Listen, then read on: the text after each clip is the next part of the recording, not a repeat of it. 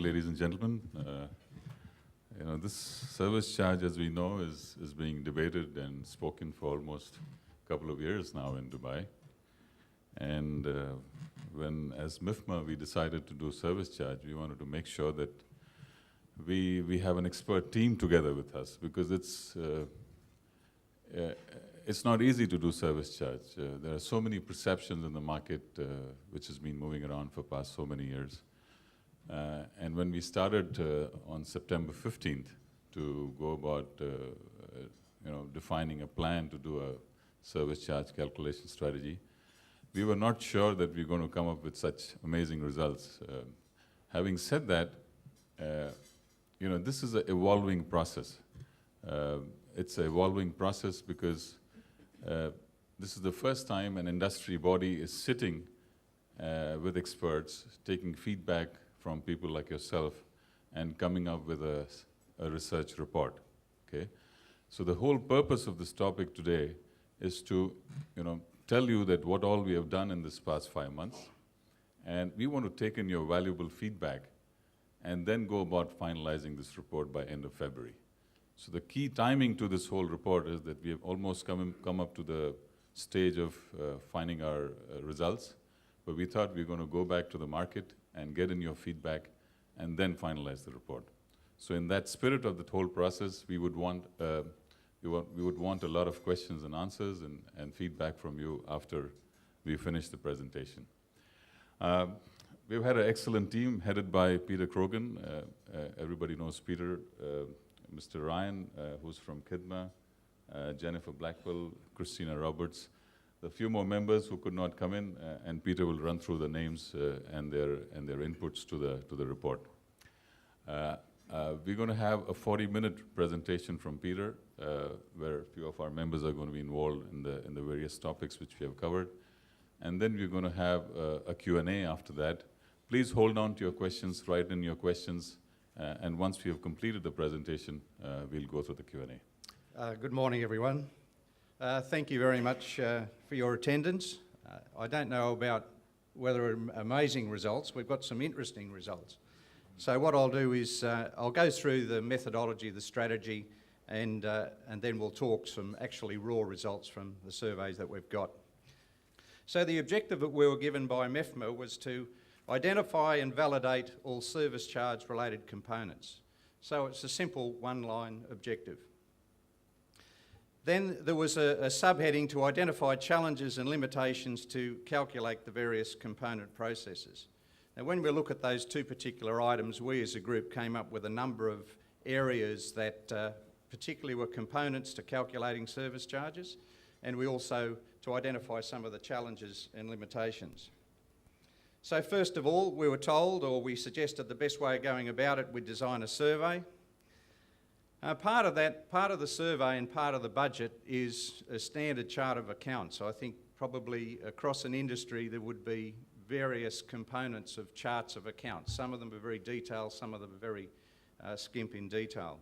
So we thought we should, for the industry, for all the providers and for budgeting, service providers, end users, define and adopt a standard chart of accounts.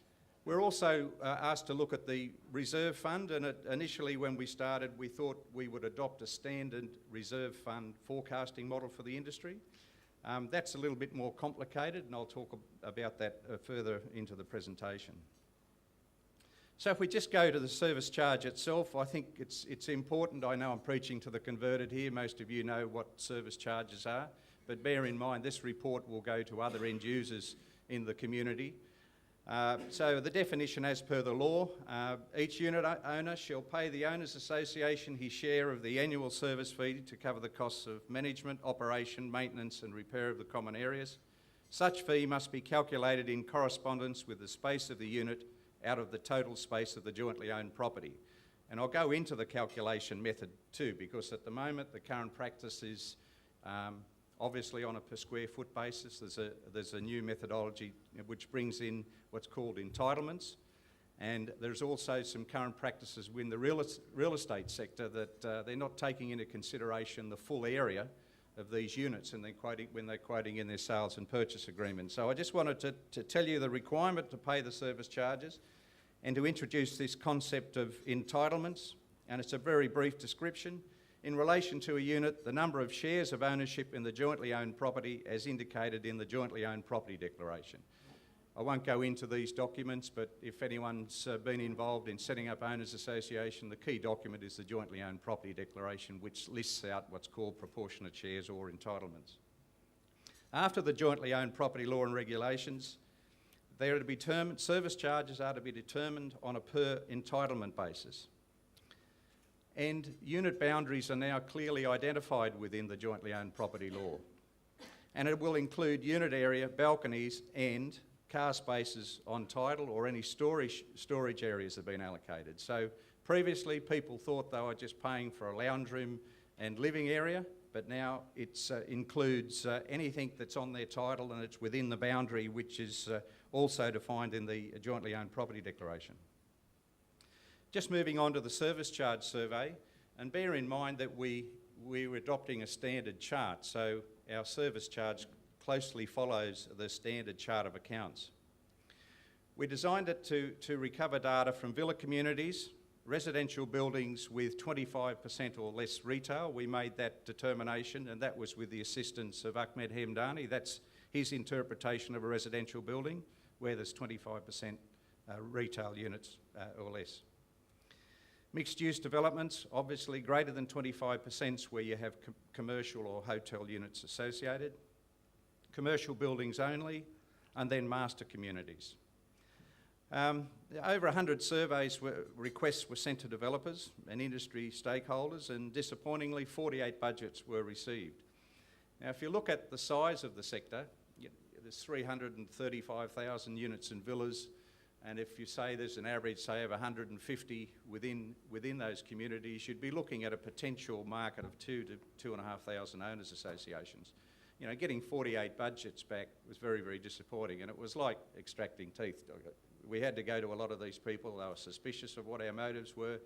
We all had signed confidentiality agreements, and once they knew that it was coming to MEFMA, and MEFMA would control the dialogue with RERA, they were much more comfortable about it. With the 48 budgets, a number of the major developers cooperated, but only gave us 2 budgets, one for a villa community and one for a residential community. I'd like to go back to them and try and increase that sample size up to at least 100. And when you see, we got 2 for villa communities, 34 for residential buildings, mixed use 8, commercial only 4, and we got no replies from the master developers in relation to their master community budgets.